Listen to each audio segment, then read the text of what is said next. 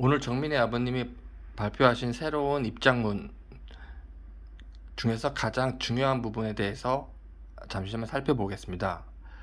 4월 26일 그 사건 당일이 25일이고 그 다음 날에 만났을 때 정민이 아버님께서 직접 그 친구 A한테 들은 이야기가, 정민이가 달려가다가 언덕에서 자빠졌어요. 언덕이라는 말이 특정이 됐고요. 술 먹은 장소, 그리고 신의 한 수에서 공개한 영상이 일치하고요. 그 다음에 언덕이 있고 이제 이후의 진술들하고 연결이 돼서 모순이 없고, 그 다음에 언덕이라는 것이 어떤 의미를 갖는지가 의문이 없습니다. 여기에 대해서 이론이 생기거나 다툼이 있을 만한 여지가 있어야 되는데 그런 것이 없는 언덕. 한번 보시죠.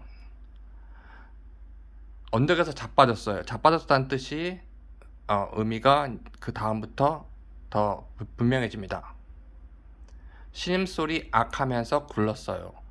신음소리를 냈다 하죠. 그래서 여기 이곳은 직접 눈으로 확인을 해보시는 게 백문이 불여일견이 딱 맞는 상황이고요. 보시면 나무가 있고 거기 약간 강비탈 아니면 언덕이라고 부를 수 있는 가파르거나 높진 않은데, 일단 가장 중요한 것은 굴렀을 때 엄청 큰 부상을 입을 수 있겠다라고 누구나 인정할 수 있는 그런 곳입니다. 그래서 여기서 신음소리 악하면서 굴렀어요, 이러한 이 문장을 해석함에 있어서도 그 장면을 연상을 하거나 한번 찾아보신 뒤에 보시면 이해가 좀 더 빠를 것 같아요. 굴렀어요, 자빠졌어요, 굴렀어요. 이것은 단순히 평지가 아닌 것은 드러났고, 단순하게 넘어진 것이 아니라 뭐 강비탈에 넘어지다가 걸치거나 아니면은 이렇게 일반적으로 넘어지는 경우가 아닌, 신의 한 수에서 주장한 훅 떨어진, 갑자기 무엇인가 좀 충격적으로 떨어지는 장면, 이것이 연상되고 이해될 수 있을 정도의 그런 지금 진술들이에요. 자빠졌어요, 굴렀어요. 다음 보시면 제가 그거를 끌어올리느냐, 제 옷, 신발 보면 흙이거든요. 그래서 여기 구체적인 상황을 이야기하고 있죠. 끌어올렸다, 올라왔다. 그래서 정민이를 끌어올렸다라고 일단 주장을 하고 있는데, 그 과정에서 자기의 옷과 신발에 흙이 묻었다. 이 경위를 이렇게 일단 설명하고 있는데, 가장 중요한 것은 신체적인 접촉이 있었다는 거죠. 정민이한테 정민이가 혼자서 넘어지든 구르든 익사하든 혼자서 항의한 게 아니라 싸우든 아니면 춤을 추든 뭐 앉든 아니면 이렇게 사고가 일어나든 신체적인 접촉이 발생했다 이거죠. 그것도 이 친구와 정민이가 신체적인 접촉에 있어서 올라올 때 이제 자신은 이걸 끌어올리느냐고 접촉했다라는 걸 인정하고 있지만, 일단은 그 부분은 두고 신체를 접촉했다라는 부분이 지금 인정이 되고 있습니다, 스스로. 그래서 그 과정에서 이제 자기가 더러웠던 얘기를 하고 있는데, 쭉 보시면 그 다음에 평지가 있고 언덕이 있고 강이 있고, 이렇게 하여 이 어떤 장소에서 어떤 이 사태가 발생했는지, 이 사고인지 아니면은 고의과실에 의한 떨어짐의 직접적 원인을 제공하거나 아니면 간접적으로라도 원인에 이 친구가 개입을 했는지를 알 수 있는 가장 중요한 것이 장소인데, 특정 장소인데 그 특정 장소가 정확하게 여기서 완전하게 진술되고 있습니다. 평지가 있고 언덕이 있고 강이 있고.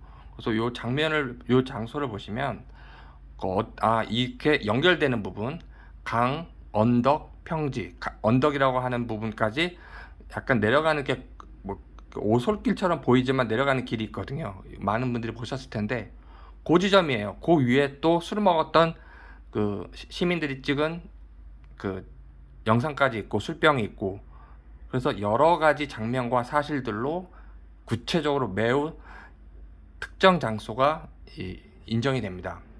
거기 자빠져 가지고 이렇게 표현하고 있죠. 즉 그 언덕으로 뻗었다는 이야기는 이미 하고 있고 언덕으로 굴렀다는 얘기예요.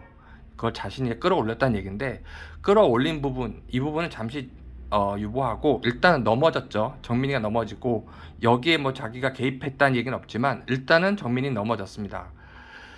그 이후에 문제가, 보시면 끌어올린 건 확실하니? 라고 정민이 아버님께서 물으셨는데, 네, 왜냐하면 정민이를 평지에 올린 상태에서 깨우려 했던 기억이 나요. 그래서 평지에 올렸다라는 주장까지 하고 있습니다. 자, 이제 문제가, 이제 이렇게 진술을 자신이 하면 뭐 일단은 자기 입장에서는 뭐 방어를 하거나 아니면은 큰 문제가 없을 거라 생각을 해서 이야기를 했는데, 제가 잠시 전 영상에서 말씀드렸다시피 이렇게 변호인이 개입하기 전에, 선임되거나 개입하기 전에, 기타 다른 사람이 개입을 하기 전에 이렇게 아직까지는 완전하게 사회생활을 해보지 않고, 뭐 청소년이라는 얘기는 아니에요. 하지만 22살인가요? 이런 사회생활을 완전히 경험하지 않은 이런 상황에서의 성인이 이것을 나이 드신 친구 아버님이라는 분에게 솔직하게 말을 해야 되는 그런 맥락에서 이야기를 했을 때, 자기 나름대로는 완전히 거짓말로 이걸 조작한다는 것보다는 이제 사실을 다 말한 걸 수도 있고, 아니면 사실에다가 자기가 이제 좀 약간 숨기거나 자기를 방어하고 싶은 부분을 넣을 수도 있겠죠. 근데 일단은 제가 말씀드리고 싶은 것은 이땐 약간 순수한 의미가 굉장히 강할 때다. 사건 초기고 사건 발생 당일날 바로 다음에 보실 25일 새벽에 한마디 진술이 있습니다. 한 명제, 한 센턴스로 나오는 명제가 있는데, 지금까지 본 것은 26일 날 이야기고요. 대화고요. 25일 날 새벽에 한마디 한 한 명제, 한 센턴스, 이것하고도 다 26일께 완전히 일치를 해요. 따라서 지금 가장 순수한 상태에서 이야기를 한 거거든요. 이때의 진술이 상대 측, 친구 측과 가족의 변호인들이 가장 곤욕스럽고 숨기고 싶고 경찰도 어떻게 처리할지 모를 바로 그 진술이 됩니다. 그래서 이 진술이 그냥 이걸로 이제 보통 끝나는 게 아니고, 이 진술에서 엄청난 사실들을 파생시킬 수가 있어요. 또 다른 엄청난 사실들과 연결시킬 수가 있어요. 하나의 예만 들면, 이것을 이제 질문을 하는 방식으로 사실을 이끌어내고 진실성, 신빙성을 판단을 하는데, 경찰이든 검사든, 일단 검사가 기소권자가 돼서 법정에서는 검사만 질문할 수 있죠. 아무도 질문할 수가 없습니다. 판사도 개입할 수 없고, 질문을 형성하거나 질문의 내용을 구성할 때는 유가족 변호인도 참고해달라고 의견을 제출할 수 있지만, 질문을 법정에서 할 수 있는 것은 오로지 검사뿐이에요. 검사의 의지가 대단히 중요합니다. 근데 검사가 이 질문을 할 때 많은 증거조사를 한 상태에서 물증이라든가 인적 증거, 증언들, 목격자들의 모든 진술을 다 본 상태에서 질문을 작성을 해요. 그래서 상대방이 어떻게 질문할 것까지 예측을 하고, 변호인들이 어떻게 반응할 것까지 예측을 하는데, 중요한 것은 이렇게 진술을 해버리면 순수하고 구체적이고, 당시 사건이든 범행이든 시간과 장소에서의 있었던 일을 이렇게 이 정도로 구체적으로 얘기를 해버리면 여기서 빠져나가기가 굉장히 어려워집니다. 그래서 이 검사 입장에서는 의지만 있고 정의롭다면 엄청난 무기를 얻은 거예요. 이거를 상대방에서는 굉장히 후회하거나 안타까워하고 있을 거고요. 국민 입장에서는 당연히 진실을 밝히는 가장 좋은 부분이 지금 현재 이 강비탈, 이 언덕에서의 사태에 관한 영상과, 그거보다 더 중요한 것이 이 순수한 이 당시의 25일 새벽과 26일의 친구 A의 진술입니다. 진술 증거를 우리나라에서는 물적 증거가 더 중요하고 직접 증거가 중요하고 이렇게 분류하기도 하지만, 사실은 물적 증거보다 더욱 중요한 경우가 인적 증거, 즉 우리가 이거 중요하거나 추론뿐이지 않나, 물적 증거가 가장 중요하지 않나 했을 때, 물적 증거 또는 직접 증거로서 다른 개념이지만 이걸로 입증을 어떠한 사실 직접적으로 인정하는 경우는 그렇게 많지가 않아요. 직접 증거가 아예 많지가 않습니다. 그래서 간접 증거로 대부분 추론을 하는 건데, 추론을 통해서 형사사건을 한다 그러면 사람들이 무죄 추정의 원칙도 있지 않나, 아니면 추론으로 형사사건은 아니지 않나, 뭐 이렇게 많이들 얘기하시는데, 그렇지 않습니다. 유무죄를 판단하는 그 것이, 한국은 이제 판사들, 최근에는 뭐 그것이 좀씩 변화가 있긴 하지만, 기본적으로 이제 판사가 사실관계를 다 판단을 하죠. 이제 법리 부분까지. 하지만 미국은 형사사건, 민사사건이나 행정사건, 헌법사건을 제외하고 형사사건은 미국 헌법에 배심 재판을 하도록 되어 있습니다. 그래서 어떠한 경우도 다른 재판을 할 수가 없어요. 그래서 배심들이 그 유무죄까지 결정을 하는데, 배심들이 이것을 판단하는 것은 법리를 많이 알거나 기타 이런 법 지식에 많은 분들이 아닌 일반 시민들입니다. 따라서 상식적으로 판단을 해요. 이렇게 본다면 이제 상식적으로 어떤 모순이 생기냐면, 지금 이 친구 A의 진술을 보면, 넘어져서 가장 뼈대에 해당하는 큰 줄기에 해당하고 모든 다른 증거의 기초가 되는, 다른 진술의 기초가 되는 대전제적인 이 가장 첫 번째 주장이, 만취를 했다. 술을 먹다가 만취를 해서 4시 20분에 자기는 일어났다가 처음이자 끝까지 이걸로 가려고 했던 겁니다. 처음이자. 근데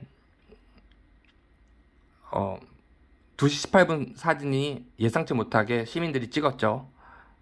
거기서부터 이제, 근데 그것도 자기네들은 극복할 수 있다 생각을 하는데, 극복이 안 되고 가장 약한 지점이 되는 것이 25일, 26일 날 이 진술입니다.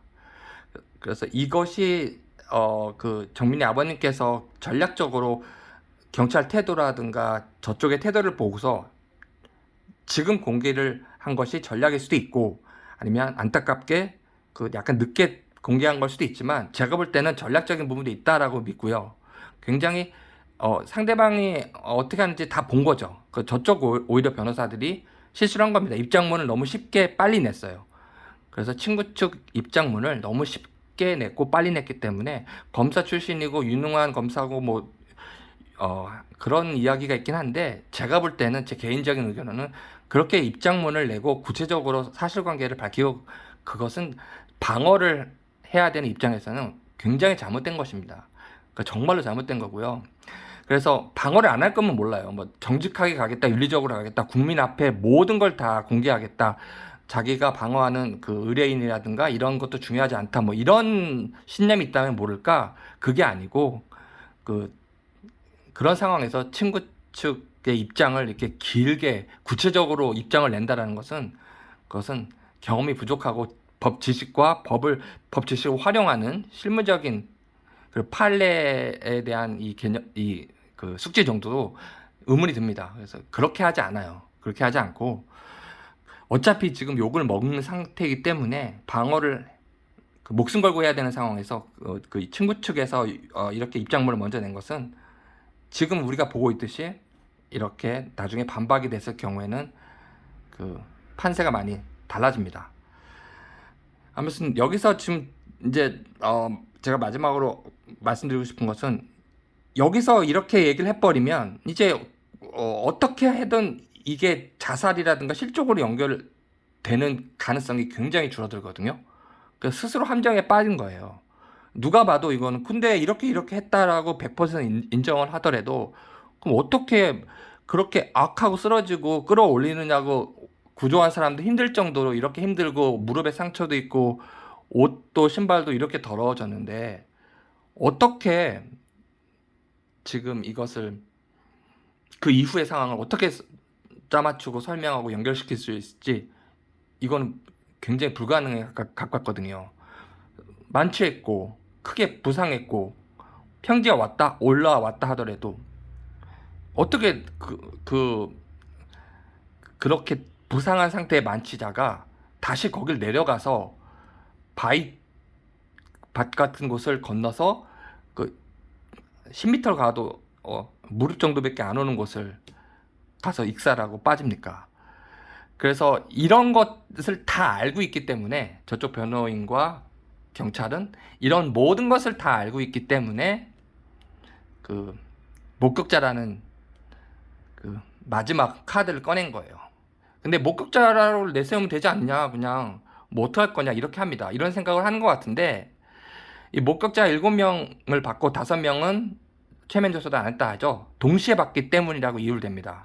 동시에 받기 때문에 나머지 둘 목격자만, 낚시꾼만 최면 조사를 했고, 다른 5명은 동시에 받다 그러기 때문에 최면 그 진술도 받지 않았다 하는데, 원칙적으로 가장 보편적으로 인정되는 것은 이 7명 전부 직업, 그 다음에 기본적인 학력상 평소에 뭐 하는 사람들인지, 전과가 있는지, 거짓말을 많이 했던 적이 있는지, 그 다음에 가장 중요한 것은 7명을 별도로 다 진술을 받아요. 어떻게 만나서 어디 낚시를 가서 어떻게 어느 지점에서 낚시하기로 하고 어느 지점으로 들어가서 어떻게 낚시를 했는데 어떻게 최초로 그 자살하는 사람을 보게 됐고 어떻게 인지해서 무슨 소리를 들었고 어떤 방향으로 몇 시 정도고 그 주변에 뭐가 있었고 이렇게 정말로 상세한 부분까지 들어가서 진술을 다 받습니다. 그렇게 7명을 다 받은 다음에 그거를 대조를 하면 거짓인지 아닌지가 드러납니다. 그렇게 해야 되는 것이 그 기소권자의 책임이자 의무이자 권한인데 이걸 안 하겠다는 거죠. 목격자가 있다, 너희는 믿어라, 내가 규정하겠다, 목격자에 대해서는 더 묻지 마라, 이렇게 해버리는 그냥 공산당식으로 이제 끝내는 겁니다. 인민재판식으로 끝내는 거죠.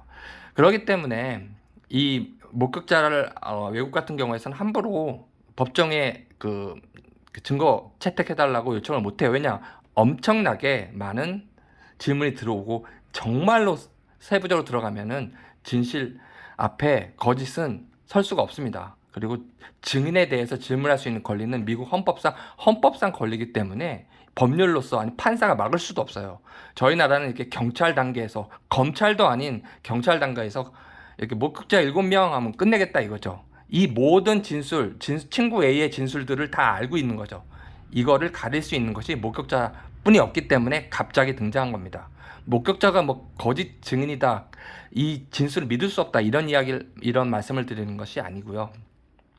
따라서 목격자라는 것은 그냥 검사한테도 나중에 목격자가 있지 않습니까? 라고 경찰은 올릴 거예요. 그럼 검사는 고민에 빠집니다. 아, 이거를 이렇게 그냥 위에서부터 올라오면 그 경찰이 다 수를 쓰는 거죠. 이거를 막을 방법이 없기 때문에 친구 A의 이 말을. 그래서 쓰러졌으면 자살이라고 보기가 굉장히 어렵게 됐잖아요. 근데 어떻게 이걸 설명할 거예요? 수사 발표를 할 거예요. 그렇기 때문에 이게 지금 아킬레스건이고 가장 약한 고리가 되기 때문에 이 부분에 대해서 국민들은 관심을 좀 갖고 그 다음에 어떻게 됐다는 거냐.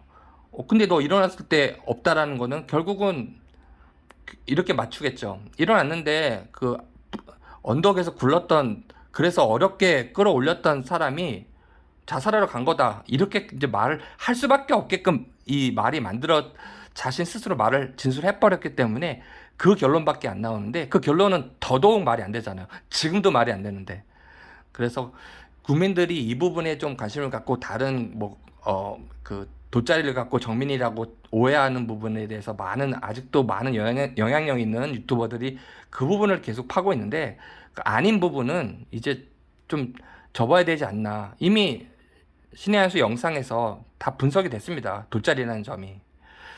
따라서 친구 A 여기에 대해서 경찰이 어떻게 나올지, 상대방에서 어떻게 또 입장문을 낼지 궁금하긴 한데, 일단은 이 진술이 굉장히 의미가 있고, 그 다음에 외국에서도 배신들, 그리고 이 부분에 대해서 깊게 들어가는 식으로 진실에 도달한다는 점을 말씀드리고 싶었습니다. 감사합니다.